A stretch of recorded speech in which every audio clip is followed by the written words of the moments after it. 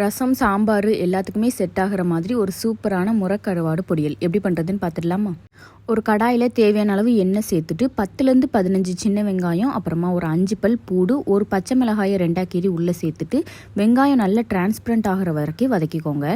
வெங்காயம் நல்லா வதங்கினதுக்கப்புறமா இதோட ஒரு கொத்து கருவேப்பிலையும் சேர்த்து வதக்கிக்கோங்க. இந்த மாதிரி கருவாடு எல்லாமே இரும்பு சட்டியில் செஞ்சு பாருங்கள். செஞ்சுட்டு நம்ம கடைசியாக அடுப்பை ஆஃப் பண்ணிவிட்டு மூடி வச்சாலே அது கொஞ்சம் அந்த சூட்லேயே இருந்து நல்லா மொறுமொறுன்னு நமக்கு வந்துடும். அடுத்து இதோட 1 டீஸ்பூன் மிளகாய்த்தூள், ஒரு 1/2 டீஸ்பூன் மஞ்சள் தூள் சேர்த்து அதையும் நல்லா வதக்கிக்கோங்க. கருவாடை செய்கிறதுக்கு 5 நிமிஷத்துக்கு முன்னாடி தண்ணியில் ஊற வச்சு அதோட முள் எல்லாத்தையும் எடுத்து க்ளீன் பண்ணி வச்சுருக்கிறேன். இப்போ அந்த கருவாடையும் நம்ம உள்ளே சேர்த்துக்கலாம். உள்ளே சேர்த்துட்டு நல்லா அந்த மசாலா எல்லாத்தையும் மேலே வச்சு ஒரு 4லேருந்து 5 நிமிஷம் மூடி போட்டுருங்க. ரொம்ப ஹை ஃப்ளேமில் வைக்காமல் மீடியம் ஃப்ளேமில் வச்சு ஒரு 5 நிமிஷம் மூடி போட்டு ஓப்பன் பண்ணிங்கன்னா நமக்கு நல்ல கருவாடு வெந்து வந்துடும்.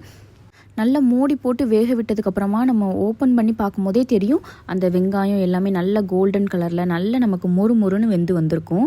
இதை அடுப்பை ஆஃப் பண்ணிவிட்டு ஒரு 5 நிமிஷம் அப்படியே அந்த சூட்லேயே மூடி வச்சு எடுத்து சாப்பிட்டிங்கன்னா சூப்பரான கருவாடு தொக்கு ரெடி ஆயிரும். ரொம்ப சிம்பிள் தான். கண்டிப்பாக ட்ரை பண்ணிவிட்டு எப்படி இருந்ததுன்னு கமெண்ட்ஸில் ஷேர் பண்ணுங்கள்.